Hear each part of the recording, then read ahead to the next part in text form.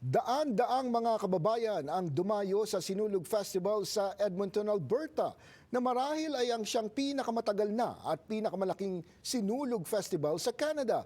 Panoorin po ang makukulay na sayawan at ang selebrasyon na napuno rin ng pagpupuri at pasasalamat sa Senyor Santo Niño. Narito ang report.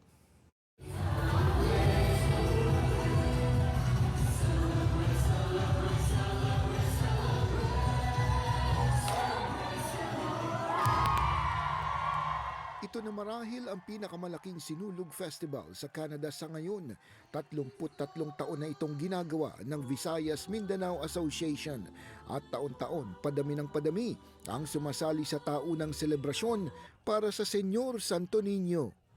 It has evolved tremendously over time. When I first came to Canada, it used to be a potluck, and now we had close to 800 people come to this massive celebration. We had a big dinner buffet, 9 lechons, we had 5 sinulog performances.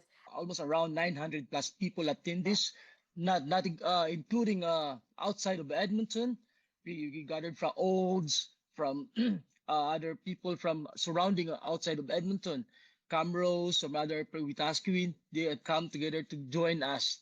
At tulad ng sinulog sa Cebu sa Pilipinas, na puno ng mga makukulay na sayawan ang selebrasyon, pagtugtog ng nasa 6 na bandang Pilipino, pagkanta ng batubalani sa gugma, lahat bilang pagpupuri at pasasalamat sa Senyor Santo Niño.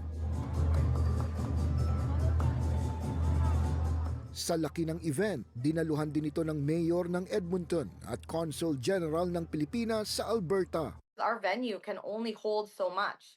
And so we had to say no to some sponsors who were willing to do this. There are more and more Filipino Canadians who honor Senor Santo Niño that are coming. Even at the church, we ran out of bread. Like it's been a very big Definitely. growth year over year. It shows the impact of immigration, the impact of, us coming to Canada, really. Gusto namin na ipakita sa larger community na what we can do. So, maraming, mga Canadians din, other cultures, Mexicans, like people of different backgrounds, who are really amazed. Like sabi nga ng mayor, like he's been to a lot of cultural events, pero Filipinos talaga, marunong talaga mag-party.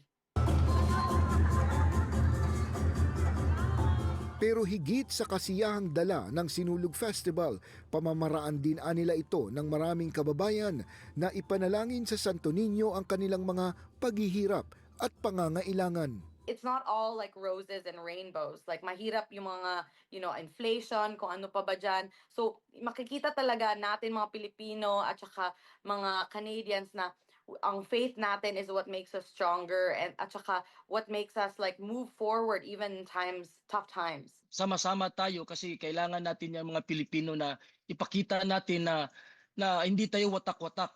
At saka yung proud tayo sa sarili nating kultura. Ngayon pa lang, pinaghahandaan na ng Visayas Mindanao Association sa Edmonton ang inaasahang mas malaking pagdiriwang ng Sinulog Festival sa 2026. At the very end, sabi namin, daghang salamat, Viva Pit Señor, and then we bowed. And it was such a special moment kasi you can really see na it needed a powerhouse team to make a powerhouse event happen. Nais ng grupo na ang Sinulog sa Edmonton ay maging isa kung hindi man ang pinakamalaking Filipino event na dadayuhin ng mga kababayan at pagsasama-sama ng mga Pilipino para ipakita ang pagkakaisa ng mga kababayan sa ilalim ng iisang lahi at kultura dito sa Canada.